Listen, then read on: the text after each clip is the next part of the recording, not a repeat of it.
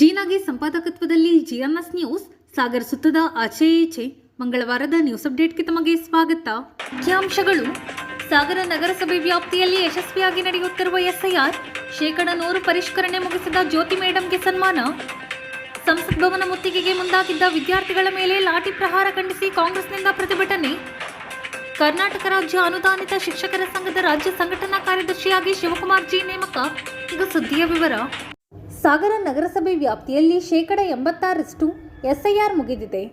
50,396 ಮತದಾರರ ಪೈಕಿ 7,639 ಮತದಾರರು ಈ ತನಕ ಎಸ್ಐಆರ್ ಬಗ್ಗೆ ಪ್ರಶ್ನೆ ಮಾಡಿಲ್ಲ. ಅವರನ್ನು ಸಂಪರ್ಕಿಸಿ ಮತದಾರರ ಪಟ್ಟಿಯಲ್ಲಿ ಸೇರಿಸಲು ನಮ್ಮ ಬಿಎಲ್ಒ ತಂಡ ನಿರಂತರ ಪ್ರಯತ್ನಿಸುತ್ತಿದೆ ಎಂದು ಪೌರಾಯುಕ್ತ ಎಚ್.ಕೆ. ನಾಗಪ್ಪ ತಿಳಿಸಿದರು. ಸಾಗರದ ಪುರಭವನದಲ್ಲಿ ಮಂಗಳವಾರ ಮತದಾರರ ಪಟ್ಟಿ ವಿಶೇಷ ಪರಿಷ್ಕರಣೆ ಕುರಿತು ಸಮಾಲೋಚನಾ ಸಭೆಯಲ್ಲಿ 100% ಯಶಸ್ವಿ ಎಸ್ಐಆರ್ ಪೂರೈಸಿದ ಬಿಎಲ್ಒ ಜ್ಯೋತಿ ಅವರನ್ನು ಸನ್ಮಾನಿಸಿ ಮತಗಟ್ಟೆ ಅಧಿಕಾರಿ ನಿಕ್ಸನ್ ಗೊನ್ಸಾಲ್ವಿಸ್ ಅವರನ್ನು ಅಭಿನಂದಿಸಿ ಅವರು ಮಾತನಾಡುತ್ತಿದ್ದರು. ಈ ಸಂದರ್ಭದಲ್ಲಿ ಬಿಎಲ್ಒ ಸದಾನಂದ ಸ್ವಾಮಿ, ಸಮಾಜ ಕಲ್ಯಾಣಾಧಿಕಾರಿ ಸುರೇಶ್ ಸಹಾನೆ, ಕೃಷಿ ಇಲಾಖೆಯ ಸಹಾಯಕ ನಿರ್ದೇಶಕ ಬಿಎಲ್ ಶಿವಪ್ರಕಾಶ್, ಪ್ರಮುಖರಾದ ಫರ್ನಾಂಡಿಸ್, ಮದನ್, ಡಾಕ್ಟರ್ ಅನ್ನಪೂರ್ಣ, ಪ್ರತಿಭಾ, ಮಮತಾ ಕೆಎಸ್, ಪ್ರಶಾಂತ್ ವರ್ಣೇಕರ್, ಡಾಕ್ಟರ್ ಅರುಣ್ ಇನ್ನಿತರರು ಹಾಜರಿದ್ದರು. ನಮ್ಮ ದೇಶದಲ್ಲಿ ಪ್ರತಿಯೊಬ್ಬರು ಅವರ ಹಕ್ಕುಗಳನ್ನು ಕೇಳ್ತಾರೆ. ನನ್ನ ಮತದಾನ ನನ್ನ ಹಕ್ಕು, ಸರಿ. ನನ್ನ ಮತ ಉಳಿಸ್ಕೋಬೇಕಾದ್ರೆ ನನ್ನ ಕರ್ತವ್ಯ ಏನು ಅನ್ನೋದನ್ನು ಜನ ಅರ್ಥ ಮಾಡ್ಕೊಳ್ಳಲ್ಲ. ಇದೊಂದು ವಿಷಯಕ್ಕೆ ಮಾತ್ರ ಹೇಳ್ತಾರೆ. ಅವ್ರಿಗೆ ಕರೆಕ್ಟಾಗಿ ನನ್ನ ವೋಟರ್ ಲಿಸ್ಟಲ್ಲಿ ನನ್ನ ಹೆಸರು ಇರಬೇಕು ಅಂದರೆ ನಾವು ಇಷ್ಟು ಒದ್ದಾಡೋ ಅವಶ್ಯಕತೆ ಇರಲ್ಲ. ಬಟ್ ಯಾರೂ ಬರೋಲ್ಲ, ಫೋನ್ ಮಾಡಿದ್ರು ಬರೋಲ್ಲ, ಮನೆಗೆ ಹೋದ್ರೂ ಬರೋಲ್ಲ. 3 ಸರಿ ಸರ್ ನಮ್ಮ BLOಗಳು ಪ್ರತಿ ಮನೆಗೆ ಹೋಗಿದ್ದಾರೆ, ಚೀಟಿ ಅಂಟಿಸಿದ್ದಾರೆ, 3 ಸರಿ ಸೇನಾಕ್ಕೆ ಬಂದಿದ್ದಾರೆ. ಆದರೂ ಜನರಲ್ಲಿ ಎಲ್ಲೋ ಒಂದು ಕಡೆ ಎಲ್ಲಿಗೆ ಹೋಗುತ್ತೆ ನನ್ನ ಓಟು, ಅಷ್ಟು ಸುಲಭಕ್ಕೆ ಹೆಂಗೆ ತೆಗಿತಾರೆ ಅನ್ನೋ ಒಂದು, ಅಂದರೆ ಈ ದೇಶದಲ್ಲಿ ಅಂಬೇಡ್ಕರ್ ಕಟ್ಟಿದಂಥ ಸಂವಿಧಾನದ ಹಕ್ಕಿನ ಮೇಲೆ ಅವ್ರ ನಂಬಿಕೆ ಇದೆ. ಏನು ಯಾವತ್ತಿದ್ರೂ ನನ್ನ ಮತದಾನ ಹಕ್ಕನ್ನು ಯಾರೂ ಕಿತ್ಕೊಳ್ಳೋಕ್ಕಾಗಲ್ಲ, ನಾನು ಎಲ್ಲಿ ಬೇಕಾದ್ರೂ ಭಾಷಣ ಮಾಡ್ಬೋದು ಅನ್ನೋದು ಇದ್ದವರು ಅವ್ರ ಕೆಲಸ ನೋಡ್ಕೊತಾರೆ. ಆದರೂ ಸಹ ಮಾಧ್ಯಮದವರಲ್ಲಿ ಕೇಳ್ಕೊಳ್ತಾ ಇದ್ದೀನಿ, ನಾವು ಎಷ್ಟು ದಿವಸ ಅಂತ ಮನೆ ಬಾಗಿಲಿಗೆ ಹೋಗೋಕ್ಕಾಗುತ್ತೆ? ನಮ್ಮ BLOಗಳು ಇವತ್ತು BLOಗಳು ಅವರ ಡಿಗ್ರಿ ಓದ್ತಂತ ಮಗಳನ್ನ ಶಾಲೆಗೆ ರಜಾ ಹಾಕಿಸಿ, ಇನ್ನೊಂದು ನೌಕರಿಯಲ್ಲಿ ಇರ್ತಕ್ಕಂಥ ಅವ್ರ ಗಂಡನನ್ನು ರಜಾ ಹಾಕಿಸಿ, ಮಹಿಳೆಯರ ಬಗ್ಗೆ ಹೇಳ್ತಾ ಇದ್ದೀನಿ ನಾನು, ಅಥವಾ ನಮ್ಮ ಪುರುಷ BLOಗಳು ಅಷ್ಟೇ, ಅವ್ರ ಮನೆಯವರು ಸ್ವಲ್ಪ ಡಿಗ್ರಿ ಓದಿದ್ದು ಬೇರೆ ಕೆಲಸದಲ್ಲಿ ಇದ್ದರೆ ಇನ್ನೊಂದು ಇದ್ದರೆ ಅವ್ರನ್ನೂ ಕರ್ಕೊಂಡು ಇವತ್ತು ಊರಲ್ಲಿ ಕೆಲಸ ಮಾಡ್ತಾ ಇದ್ದಾರೆ.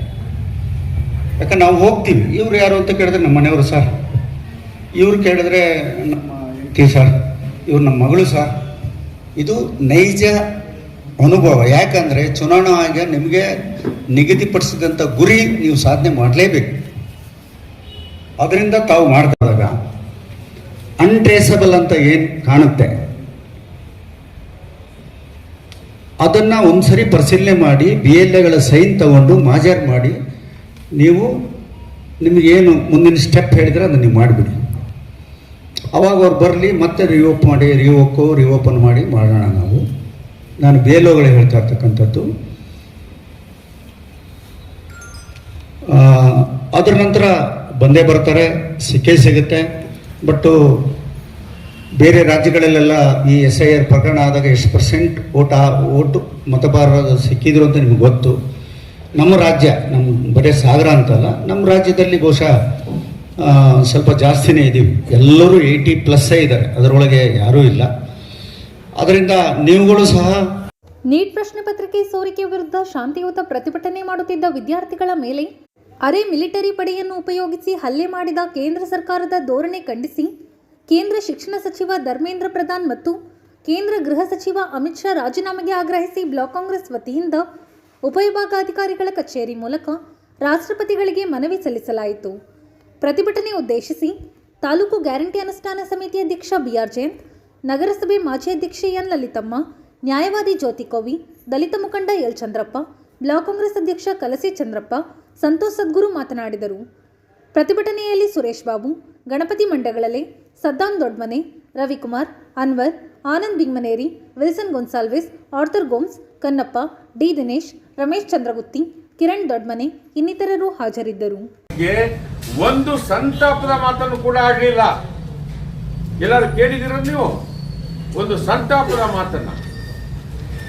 ನೀವು ಯೋಚನೆ ಮಾಡಿ, ಮಣಿಪುರದಲ್ಲಿ ನಮ್ಮ ಸಹೋದರಿಯರನ್ನ ಬೆತ್ತಲು ಮಾಡಿ ಅವರನ್ನ ರಸ್ತೆ ಮೇಲೆ ನಡೆಸ್ಕೊಂಡು ಬಂದರು. ಬೆತ್ತಲು ಮಾಡಿ ನಮ್ಮ ದೇಶದ ಪ್ರಧಾನಿಗೆ ಅದ್ರ ಬಗ್ಗೆ ಏನು ಅನಿಸ್ಲಿಲ್ಲ, ಉತ್ತರವನ್ನೇ ಮಾತೇ ಆಡೋದಿಲ್ಲ. ಮಾಡಿದವರ ಕೈಯಲ್ಲಿ ಈ ದೇಶ ಇದೆ ಇವತ್ತು. ಹಾಗಾಗಿ ಯಾರು ಗಾಂಧಿವಾದಿಗಳಿದ್ದಾರೆ, ಯಾರು ನ್ಯಾಯವನ್ನು ಕೇಳ್ತಾರೆ, ಯಾರು ಪ್ರಶ್ನೆಯನ್ನು ಮಾಡ್ತಾರೆ, ಅವರನ್ನ ಸಂಪೂರ್ಣವಾಗಿ ದಮನ ಮಾಡೋದೇ ಇವತ್ತು ಕೇಂದ್ರ ಸರ್ಕಾರದ, ಬಿಜೆಪಿ ಸರ್ಕಾರದ ನೀತಿ. ಅದು ನೀತಿ ಅಲ್ಲ, ಅನೀತಿ. ಆದ್ರಿಂದ ನಾವು ಈ ದೇಶದಲ್ಲಿ ಕಟ್ಟಿದಂತ ಪ್ರಜಾಪ್ರಭುತ್ವ ವಿನಾಶದ ಅಂಚಿನಲ್ಲಿದೆ, ಕಟ್ಟಿದಂತ ಮಾನವೀಯತೆ ಅಪಾಯದಲ್ಲಿದೆ, ಕಟ್ಟಿದಂತ ಒಂದು ಸಾಮಾಜಿಕ ವ್ಯವಸ್ಥೆ ಹಾಳಾಗ್ತಾ ಇದೆ, ಕಟ್ಟಿದಂತ ಸರ್ವಧರ್ಮ ಸಮಭಾವದ ಭಾವನೆಗಳು, ಗಾಂಧೀಜಿಯವರು ಕೊಟ್ಟಂತ ಭಾವನೆಗಳು, ಅಂಬೇಡ್ಕರ್ ಅವರು ಕೊಟ್ಟಂತ ಭಾವನೆಗಳು, ಅವುಗಳಿಗೆ ಬೆಂಕಿ ಹಚ್ಚಲಾಗ್ತಾ ಇದೆ, ಅವುಗಳು ಉಳಿಯದ ಹಾಗೆ ಮಾಡಲಾಗ್ತಾ ಇದೆ.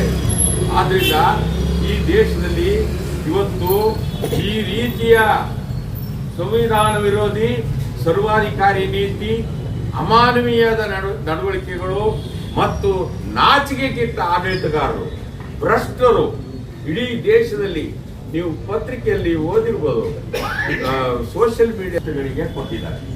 ಹೌದಾ? ಹೇಳಿದ್ದಾರೆ, ಯಾರು ಓದಿದ್ದೀರಾ?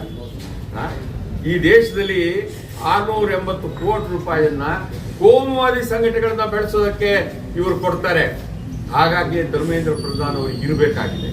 ಅವರು ವಿದ್ಯಾರ್ಥಿಗಳು ಸಾಯಲಿ, ಈ ದೇಶ ಹಾಳಾಗಲಿ, ಪ್ರಜಾಪ್ರಭುತ್ವ ಸರ್ವನಾಶ ಆದರೂ ಚಿಂತೆ ಇಲ್ಲ, ನಾವು ದಮನ ಮಾಡ್ತೀವಿ. ನಮ್ಮ ಕೈಲಿ ಎಲೆಕ್ಷನ್ ಕಮಿಷನ್ ಇದೆ. ಈ ದುರವಸ್ಥೆಯನ್ನ ಇವತ್ತು ಈ ದೇಶದಲ್ಲಿ ಒಂದಷ್ಟು ಜನ ಯುವಕರು ಪಾರ್ಲಿಮೆಂಟ್ ಎದುರಿಗೆ ವ್ಯಾಂಗ್ಚುಕ್ ಅವರ ನೇತೃತ್ವದಲ್ಲಿ ಅಲ್ಲಾಡಿಸ್ಲಿಕ್ಕೆ ಪ್ರಯತ್ನ ಪಟ್ಟಿದ್ದಾರೆ. ಇದು ಸಣ್ಣ ಕಿಡಿ ಭಾವಿಸಬೇಡಿ, ಇದು ಬೆಂಕಿ ಆಗುತ್ತೆ. ಈ ದೇಶದಲ್ಲಿ ನೇಪಾಳದಲ್ಲಿ ಆದಂಗಾಗುತ್ತೆ, ಇದು ಬೆಂಕಿ ಆಗುತ್ತೆ. ಇವತ್ತು 15 ಜನ ನಾವಿಲ್ಲಿರ್ಬೋದು, ನಾಳೆ 1,00,000 ಜನ ಆಗ್ತಾರೆ, ಅದ್ರ ಬಗ್ಗೆ ಅನುಮಾನ ಮಾಡಬೇಡಿ. ಆದ್ರಿಂದ ಈ ದೇಶವನ್ನ ಉಳಿಸಬೇಕು. ಆ ಯುವಕರಿಗೆ ನಮ್ಮೆಲ್ಲರ ಬೆಂಬಲ ಮತ್ತು ನಮನಗಳನ್ನ ಈ ಮೂಲಕ ನಾವು ಸಲ್ಲಿಸಬೇಕು. ವ್ಯಾಂಗ್ಚುಕ್ ಅವರಿಗೆ ನಮ್ಮ ಎಲ್ಲರ ನಮಸ್ಕಾರಗಳನ್ನ ಈ ಸಂದರ್ಭದಲ್ಲಿ ಹೇಳೋಣ. ಕಾಂಗ್ರೆಸ್ ಪಕ್ಷ ಈ ಅದೇ ಸತ್ತಾಗ ಆತ್ಮಹತ್ಯೆ ಮಾಡಿಕೊಂಡ ವಿದ್ಯಾರ್ಥಿಗಳಿಗೆ ಒಂದು ಸಮಾಧಾನ ಹೇಳತಕ್ಕಂತ ಒಂದು ಪರಿಜ್ಞಾನ ಇಲ್ಲದೆ ಇರತಕ್ಕಂತ ಈ ಸರ್ಕಾರ ಈ ದೇಶವನ್ನ ವಿಶ್ವಗುರು ಮಟ್ಟದಲ್ಲಿ ತಗೊಂಡು ಹೋಗ್ತದೆ ಅಂತ ಯಾವ ನಂಬಿಕೆ ಮೇಲೆ ಅವರಿಗೆ ಓಟ್ ಹಾಕಿ ಗೆಲ್ಸಿದೀವಿ ಅಂತ ಹೇಳೋದು ನಮ್ಮ ಮೇಲೆ ನಮಗೆ ಒಂಥರ ಅಸಹ್ಯ ಅಂತ ಅನಿಸ್ತದೆ. ಈ ದೇಶದಲ್ಲಿ ಸ್ವಾತಂತ್ರ್ಯದ ನಂತರ ನಾವು ಕಂಡಿರ್ತಕ್ಕಂಥ ಒಬ್ಬ ಅಪ್ರಯೋಜಕ, ರಾಷ್ಟ್ರವನ್ನ ನಡೆಸ್ತಾ ಇರ್ತಕ್ಕಂಥ ನಿರಾಶವಾದಿ, ಚಿಂತನೆನೇ ಇಲ್ಲದೆ ಇರ್ತಕ್ಕಂಥ ಈ ಕೇಂದ್ರ ಸರ್ಕಾರ ಒಬ್ಬ ಶಿಕ್ಷಣ ಸಚಿವರನ್ನ ರಾಜೀನಾಮೆ ಕೇಳೋದಕ್ಕೆ ಆಗ್ತಾ ಇಲ್ಲ ಅಂತಂದ್ರೆ ನಾವು ಎಲ್ಲಿದ್ದೇವೆ ಅಂತ ಯೋಚನೆ ಮಾಡಬೇಕು. 2G ಸ್ಪೆಕ್ಟ್ರಮ್ ಹಗರಣದಲ್ಲಿ ಎ ರಾಜಾ ಅವರು ಎಲಿಜಿಬಿಲಿಟಿ ಹೆಲ್ಮೆಟ್ ಟೆಸ್ಟ್ ಅಂತ ಈ ಪರೀಕ್ಷೆಯಲ್ಲಿ ಸುಮಾರು 30 ಲಕ್ಷ ಜನ ಮಕ್ಕಳು 2026 ಅಲ್ಲಿ ಭಾಗವಹಿಸಿದ್ದಾರೆ. 30 ಲಕ್ಷ ಮಕ್ಕಳಲ್ಲಿ ಕೇವಲ ಸರ್ಕಾರದ ಕೋಟಾ ನಿಗದಿಪಡಿಸಿರೋದು 1,20,000. ನೀವು ಅಂದಾಜು ಮಾಡ್ಕೊಳ್ಬೋದು ಇದು ಎಷ್ಟರ ಮಟ್ಟಿನ ಕಾಂಪಿಟೇಷನ್ ಇದೆ ಅಂತ ಹೇಳಿ. ಇಡೀ ಭಾರತ ದೇಶಕ್ಕೆ ಸರ್ಕಾರ ಕೋಟಾ ಇರೋದು 1,20,000. ಪರೀಕ್ಷೆಗೆ ಕೂರುವಂತಹ ಮಕ್ಕಳು 30 ಲಕ್ಷ ಜನ ಮಕ್ಕಳು ಈ ಪರೀಕ್ಷೆಯನ್ನ ಬರೀತಾರೆ.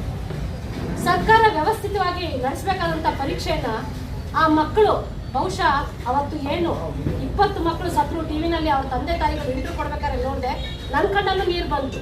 ಸೂರ್ಯನ ಬೆಳಕನ್ನೇ ನೋಡದೆ ಆ ಮಕ್ಕಳು ತಪಸ್ಸಿನ ರೀತಿಯಲ್ಲಿ ಆ ಪರೀಕ್ಷೆಗೆ ತಯಾರಿ ನಡೆಸಿದ್ರು. ಅವ್ರ ಭವಿಷ್ಯದ ವೈದ್ಯರಾಗಬೇಕು ನಾವು ಅನ್ನುವಂಥ ಕನಸಿಟ್ಟುಕೊಂಡು ಹಗಲು ರಾತ್ರಿ 24 ತಾಸುಗಳಲ್ಲಿ 22 ತಾಸು ಅವರು ಪರೀಕ್ಷೆಗಾಗಿ ತಯಾರಿ ನಡೆಸಿದ್ರು. ಈ NTA ಅಕ್ರಮದಿಂದಾಗಿ ಪರೀಕ್ಷೆ ಅಕ್ರಮ ಆಯಿತು. ಸಾಕಷ್ಟು ಮಕ್ಕಳು ಸೂಸೈಡ್ ಮಾಡ್ಕೊಂಡು. ಇದು ಬಹುಶಃ ಈ ದೇಶದ ವಿದ್ಯಾವಂತರ ಯುವ ಜನರ ಒಂದು ಕಣ್ಣೀರು, ಈ ಶಾಪ ಕೇಂದ್ರ ಸರ್ಕಾರಕ್ಕೆ ಖಂಡಿತ ಮುಟ್ಟತ್ತೆ ಅಂತ ಹೇಳಿ ನಾನು ಭಾವಿಸ್ತೀನಿ. ದುಡ್ಡಿದ್ದವ್ರ ಮಕ್ಕಳು 2 ಕೋಟಿ 3 ಕೋಟಿ ಕೊಟ್ಟು MBBS ಸೀಟನ್ನ ಈಸಿಯಾಗಿ ತಗೊಳ್ತಾರೆ. ಆದರೆ ಈ ಎಕ್ಸಾಮಿನ ಒಂದು ಸ್ಪೆಷಾಲಿಟಿ ಅಂದರೆ +4 -1 ಒಂದು ಪ್ರಶ್ನೆಯನ್ನು ತಪ್ಪು ಬರೆದ್ರೆ ಅವರಿಗೆ 4 ಮಾರ್ಕ್ಸ್ ಕೊಟ್ಟೋಗುತ್ತೆ. ಅವ್ರು ಏನು ಒಂದು ಕ್ವಶನ್ 4 ಕ್ವಶನ್ ಸರಿ ಮಾಡಿದ್ರ ಬದಲು ಒಂದು ಕ್ವಶನ್ ತಪ್ಪು ಮಾಡಿದ್ರೆ ಅವರ ಮಾರ್ಕ್ಸ್ ಡಿಲೀಟ್ ಆಗುತ್ತೆ. ನೆಗೆಟಿವ್ ವ್ಯಾಲ್ಯೂಯೇಷನ್ ಸಿಸ್ಟಮ್ ಅಲ್ಲಿ ಅಂಕಗಳನ್ನ ಕೊಡ್ತಾರೆ. 720 ಮಾರ್ಕ್ಸ್ಗಳಿಗೆ ಆ ಮಗು ಏನಾದರೂ ಸರ್ಕಾರಿ ಕೋಟದಲ್ಲಿ ಸೀಟ್ ತಗೊಳ್ಬೇಕು ಅಂದ್ರೆ 600ಕ್ಕಿಂತ ಹೆಚ್ಚಿನ ಅಂಕಗಳನ್ನ ಪಡಿಬೇಕಾಗುತ್ತೆ. ಇಷ್ಟೊಂದು ಇಡೀ ದೇಶದಲ್ಲೇ ಬಹಳಷ್ಟು ಕಷ್ಟಕರವಾದ ಪರೀಕ್ಷೆ ಅಂದ್ರೆ ಈ ನೀಟ್ ಪರೀಕ್ಷೆ. ಇಂತಹ ಪರೀಕ್ಷೆಯಲ್ಲಿ ಆಕ್ರಮ ಮಾಡಿ ಭವಿಷ್ಯದಲ್ಲಿ ಒಂದು ಏನು ವೈದ್ಯರಾಗಬೇಕು, ರೋಗಿಗಳ ಜೀವವನ್ನು ಉಳಿಸ್ಬೇಕು ಅನ್ನುವಂಥ ಮಕ್ಕಳಲ್ಲಿ ಅವರನ್ನೇ ಅಕ್ರಮ ಮಾಡಿ ಈ ತರ ನಕಲಿ ವೈದ್ಯರನ್ನ ಸೃಷ್ಟಿಸುವಂತಹ ಜಾಲ ಇದು ಮೋದಿ ಸರ್ಕಾರದಲ್ಲಿರುವಂತದ್ದು. ಈ ಶಿಕ್ಷಣ ವ್ಯವಸ್ಥೆ ಸರಿಯಾಗಿರ್ಬೇಕು, ಅಲ್ಲಿರ್ತಕ್ಕಂಥ ರೈತರ ಪರಿಸ್ಥಿತಿ ಚೆನ್ನಾಗಿರ್ಬೇಕು, ಮಹಿಳೆಯರ ಪರಿಸ್ಥಿತಿ ಕೂಡ ಚೆನ್ನಾಗಿರ್ಬೇಕು ಅಂತ ಬಾಬಾ ಸಾಹೇಬ್ ಅಂಬೇಡ್ಕರ್ ಹೇಳ್ತಾರೆ. ಆದರೆ ಯಾವಾಗ ಈ BJP ಸರ್ಕಾರ ಆಡಳಿತಕ್ಕೆ ಬಂತು ಅಂದಿನಿಂದನೂ ಕೂಡ ನಾನೇನು ಹೇಳಿದೆ, ರೈತರ ಪರವಾಗಿ ಇಲ್ಲ ಈ ಸರ್ಕಾರ, ರೈತ ವಿರೋಧಿ ಸರ್ಕಾರ, ಮಹಿಳಾ ವಿರೋಧಿ ಸರ್ಕಾರ, ಬಡವರ ವಿರೋಧಿ ಸರ್ಕಾರ, ಈಗ ವಿದ್ಯಾರ್ಥಿಗಳ ವಿರೋಧಿ ಸರ್ಕಾರ ಆಗಿದೆ. ಎಲ್ಲ ಹೇಳ್ತಾರೆ ವಿಶ್ವಗುರು ಅಂತ ಹೇಳ್ತಾರೆ. ಎಲ್ಲಿದೆ 56 ಇಂಚಿನ ಎದೆಯ ಪ್ರಧಾನಿ ನಮ್ಮ ದೇಶದಲ್ಲಿದ್ದಾರೆ ಅಂತ ಹೇಳ್ತಾ ಇದ್ದಾರಲ್ಲ, ಆ ಎದೆಯಲ್ಲಿ ಹೃದಯನೇ ಇಲ್ಲ. ವಿಶ್ವಗುರು ಅಲ್ಲ, ವಿಷಗುರು ಅದು. ವಿಷಗುರುನೇ. ವಿಷ ಇದೆಲ್ಲ ಮಾಡ್ತಿರ್ತಕ್ಕಂಥ ನೋಡಿದ್ರೆ ಇವರು ವಿಷಗುರು ಆಗಿದ್ದಾರೆ. ಆದ್ರೆ ಜನ ಇವತ್ತು ಸುಮ್ಮನಿದ್ದಾರೆ ಅಂದ್ರೆ ನನ್ಗೆ ಅರ್ಥ ಆಗ್ತಿಲ್ಲ. ಯಾಕೆ ಈ ವ್ಯವಸ್ಥೆನ ಒಪ್ಕೊಳ್ತಿದ್ದಾರೆ? ಇವತ್ತು ಕ್ರಾಂತಿಕಾರಕ ಬದಲಾವಣೆ ಆಗ್ಬೇಕಾಗಿತ್ತು. ಆದ್ರೆ ಇವತ್ತು ಯಾಕೆ ಅಂದ್ರೆ ಅದಕ್ಕೊಂದು ಕಾರಣ ಇದೆ. ಈಗ ನಾವೆಲ್ಲ ಹೋರಾಟ ಮಾಡ್ತಿದೀವಿ ಅಂದ್ರೆ ನಾವು ದೇಶದ್ರೋಹಿಗಳು ಅಂತಕ್ಕಂಥ ಒಂದು ಕೇಸ್ ಹಾಕೋದು, ಐಡಿಯನ್ನ ಬಿಡೋದು, ಇಡಿಯನ್ನ ಬಿಡೋದು, ಇನ್ಕಮ್ ಟ್ಯಾಕ್ಸ್ ನವ್ರು ಬಿಡೋದು, ಈ ವ್ಯವಸ್ಥೆ ನಡೀತಿದೆ. ನಮಗೆ ನಿಜವಾಗ್ಲೂ ಅನುಮಾನ ಬರ್ತಿದೆ, ಇದು ಪ್ರಜಾಪ್ರಭುತ್ವ ಸರ್ಕಾರನ ಅಥವಾ ಸರ್ವಾಧಿಕಾರತ್ವ ಸರ್ಕಾರನ ಅಂತಕ್ಕಂಥದ್ದು. ಎಷ್ಟು ವಿದ್ಯಾರ್ಥಿಗಳು ಜ್ಯೋತಿ ಅವ್ರು ಹೇಳಿದ್ರು, ಊಟ ಇಲ್ಲದೆ ನಿದ್ದೆ ಇಲ್ಲದೆ ಎಷ್ಟು ಅವರ ಸಮಯವನ್ನ ಅದನ್ನ ಆರಿಸ್ಬೇಕು. ನೀವು ಪೊಲೀಸ್ ಮಿಲಿಟರಿ ತಂದು ಹೊರಸೋದಲ್ಲ. ನಾಚಿಕೆ ಆಗ್ಬೇಕು ನಿಮ್ಮ ಸರ್ಕಾರಕ್ಕೆ, ಕೇಂದ್ರ ಸರ್ಕಾರಕ್ಕೆ. ಕಳೆದ 22 ದಿನದಿಂದ ಸೋನಂ ವಾಂಗ್ಚುಕ್ ಉಪವಾಸ ಸತ್ಯಾಗ್ರಹ ಮಾಡ್ತಿದ್ದಾರೆ. ಒಬ್ಬ ಮಹಾನ್ ವ್ಯಕ್ತಿ ಒಂದು ತೊಟ್ಟು ನೀರು ಕುಡಿದಿಲ್ಲ. ಇವತ್ತು ಅವ್ರ ಆಸ್ಪತ್ರೆಯಲ್ಲಿ ಚಿಕಿತ್ಸೆ, ಅಲ್ಲೂ ಕೂಡ ಏನು ಮುಟ್ತಾ ಇಲ್ಲ. ಎಷ್ಟು ದಿನ ಆಗಲಿ ನಾನು ಈ ಹೋರಾಟ ಮಾಡೇ ಮಾಡ್ತೀನಿ. ಬೆಳಗ್ಗೆ ನೋಡಿದ ನ್ಯೂಸ್ ಅನ್ನ, ಇದು ಎಷ್ಟೇ ದಿವಸ ಆಗಲಿ ವಿದ್ಯಾರ್ಥಿಗಳಿಗೆ ನ್ಯಾಯ ಕೊಡಿಸೋವರೆಗೂ ನಾನು ಹೋರಾಟ ಮಾಡ್ತೀನಿ ಅಂತೇಳಿ ಹಾಸಿಗೆ ಮೇಲೆ ಆ ಮನುಷ್ಯ ಹೇಳಿಕೆ ಕೊಟ್ಟರು. ಒಬ್ಬ ಮಿನಿಸ್ಟ್ರು ಅಲ್ಲೇ ಇದ್ದಾರೆ ಡೆಲ್ಲಿಯಲ್ಲಿ, ಇವತ್ತು ಹೋಗಿ ಅವ್ರು ಮಾತಾಡ್ಸಿಲ್ಲ. ನಿನ್ನೆ ಅಂತ ವಿದ್ಯಾರ್ಥಿಗಳು ಪ್ರತಿಭಟನೆ ಮಾಡ್ತಾರೆ, ಒಬ್ಬ ಮಿನಿಸ್ಟ್ರು ಹೋಗಿ ಅವ್ರ ಬಗ್ಗೆ ಕೇಳಿಲ್ಲ. JP ನಡ್ಡಾ ಮನೆ ಕರ್ಸ್ಕಿದ್ದಾರೆ, ನಮ್ಮ ಮನೆ ತಗೊಳಕ್ಕೆ ನಾಚಿಕೆ ಆಗ್ಬೇಕು. ನಿಮಗೆ ಮನೆ ಕರ್ಸ್ಕೊಳಕ್ಕೆ ಬರ್ಬೇಕು. ಪ್ರತಿಭಟನೆ ನಡೆಯೋ ಸ್ಥಳಕ್ಕೆ ಬಂದು ಸರ್ಕಾರ ನಡೆಸುವವರು ನಿಮ್ಮ ಹವಾಲು ಕೇಳಬೇಕು. ಏನ್ ನಿಮ್ಮ ಹವಾಲು, ಯಾವ ತರದ್ದು, ಏನ್ ಆಗ್ಬೇಕು, ಆ ತರ ಕೇಳಬೇಕು. ಮನುಷ್ಯತ್ವ ಇದ್ರೆ ಇವ್ರ ಅಧಿಕಾರ ಅನಿಸಿದ್ದ ಮನೆ ಕರ್ಸ್ಕೊಂಡು ಅವರ ಮನವಿ ತಗೊಳ್ಳೋದಲ್ಲ. ಧರ್ಮೇಂದ್ರ ಪ್ರಧಾನ್ ಯಾವುದೇ ಕಾರಣಕ್ಕೂ ರಾಜೀನಾಮೆ ಕೊಡ್ಲೇಬೇಕು. ಯಾಕಂದ್ರೆ ಲಕ್ಷಾಂತರ ವಿದ್ಯಾರ್ಥಿಗಳ ಭವಿಷ್ಯ ಅಡಗಿದೆ. ಅವರೆಲ್ಲ ಅದರ ಶಾಪವೇ ಅವರು ಆತ್ಮಹತ್ಯೆ ಮಾಡಿಕೊಂಡ್ರು. ಎಷ್ಟು ಮಕ್ಕಳು ಕಳ್ಕೊಂಡು ತಂದೆ ತಾಯಿ ದುಃಖದಲ್ಲಿ. ನಿಮ್ಗೆ ಯಾರಿಗೂ ಒಬ್ಬ ಹೃದಯ ಇಲ್ಲಲ್ಲ, ಕಲ್ಲು ಹೃದಯ. ನಿಮ್ಮನೇಲೆ ಒಬ್ಬ ಮಗ ಸಾಯ್ಲಿ, ನೋಡೋದು ಏನಾಗುತ್ತೆ ನೋಡೋದು ನಿಮಗೆ. ಮನವಿ ಮಾಡಿಕೊಡ್ತೀವಿ. ವಿದ್ಯಾರ್ಥಿಗಳಿಗೆ ಆಗಿರ್ತಕ್ಕಂಥ ಅವಮಾನವನ್ನ, ಅಮಾನುಷಿಕವಾದ ದೌರ್ಜನ್ಯವನ್ನ ಈ ದೇಶದ ನಾಗರಿಕರು ಪ್ರತಿಭಟಿಸಬೇಕು. ಪ್ರತಿಯೊಬ್ಬರ ಮನೆಗೂ, ನಮಗೂ ಮಕ್ಕಳಿದ್ದಾರೆ, ನಿಮ್ಮೆಲ್ಲರಿಗೂ ಮಕ್ಕಳಿದ್ದಾರೆ. ಆ 16-17 ವರ್ಷದ ಮಕ್ಕಳನ್ನೇ ಮನ ಬಂದಂತೆ ತರಿಸ್ತಕ್ಕಂಥದ್ದು ಬಹಳ ಹೇಯ ಕೃತ್ಯ ಅಂತೇಳಿ ಈ ಸಂದರ್ಭದಲ್ಲಿ ನಾನು ಹೇಳಕ್ಕೆ ಇಷ್ಟಪಡ್ತೀನಿ. ಈ ಎಲ್ಲ ಘಟನೆಗಳಿಗೆ ಕಾರಣ ಈ ದೇಶದ ಶಿಕ್ಷಣ ಸಚಿವ ಧರ್ಮೇಂದ್ರ ಪ್ರಧಾನ್ ಅವರು 22 ದಿನದಿಂದ ಹೋರಾಟ ಮಾಡಿದ್ರು, ಯಾವುದಕ್ಕೂ ಸ್ಪಂದಿಸದೆ ಅವರ ಅಧಿಕಾರದ ದರ್ಪವನ್ನು ತೋರಿರ್ತಕ್ಕಂಥದ್ದು ಈ ದೇಶದ ನಾಗರಿಕರು ನಾವೆಲ್ಲರೂ ತಲೆ ತಗ್ಸಂತ ಕೆಲಸ ಆಗಿದೆ. ಆದ್ರಿಂದ ಈ ದೇಶದ ಶಿಕ್ಷಣ ಸಚಿವ ಧರ್ಮೇಂದ್ರ ಪ್ರಧಾನ್ ಅವರು ರಾಜೀನಾಮೆಯನ್ನ ನೀಡಲೇಬೇಕು ಮತ್ತು ನಿನ್ನೆ ನಡೆದಿರ್ತಕ್ಕಂಥ ಘಟನೆಯನ್ನ ಹೊಣೆ ಹೊತ್ತು ಗೃಹ ಸಚಿವ ಕರ್ನಾಟಕ ರಾಜ್ಯ ಅನುದಾನಿತ ಪ್ರಾಥಮಿಕ ಶಾಲಾ ಶಿಕ್ಷಕರ ಸಂಘದ ರಾಜ್ಯ ಸಂಘಟನಾ ಕಾರ್ಯದರ್ಶಿಯಾಗಿ ಸಾಗರದ ಶಿವಕುಮಾರ್ ಜಿ ಅವಿರೋಧವಾಗಿ ಆಯ್ಕೆಯಾಗಿದ್ದಾರೆ. ಬಳ್ಳಾರಿಯ ದೊಡ್ಡನಗೌಡ ರಂಗಮಂದಿರದಲ್ಲಿ ನಡೆದ ರಾಜ್ಯ ಅನುದಾನಿತ ಪ್ರಾಥಮಿಕ ಶಾಲಾ ಶಿಕ್ಷಕರ ಸಂಘದ ರಾಜ್ಯ ಕಾರ್ಯಕಾರಿ ಸಮಿತಿ ಸಭೆಯಲ್ಲಿ ಶಿವಕುಮಾರ್ ಜಿ ಶಿವಮೊಗ್ಗ ಜಿಲ್ಲೆಯಲ್ಲಿ ಸಂಘವನ್ನು ನಡೆಸುತ್ತಿರುವುದು ರಾಜ್ಯಾದ್ಯಂತ ಹೊಂದಿರುವ ಶಿಕ್ಷಕರ ಸಂಪರ್ಕವನ್ನು ಗಮನದಲ್ಲಿರಿಸಿಕೊಂಡು ಅವಿರೋಧವಾಗಿ ಆಯ್ಕೆ ಮಾಡಲಾಗಿದೆ ಎಂದು ಸಂಘದ ಪ್ರಕಟಣೆಯಲ್ಲಿ ತಿಳಿಸಲಾಗಿದೆ. ಇದು ಮಂಗಳವಾರದ ಸಮಗ್ರ ಸುದ್ದಿ. ನಿರಂತರ ಸುದ್ದಿಗಾಗಿ ನೋಡ್ತಾ ಇರಿ GNS ನ್ಯೂಸ್. ನಮಸ್ಕಾರ.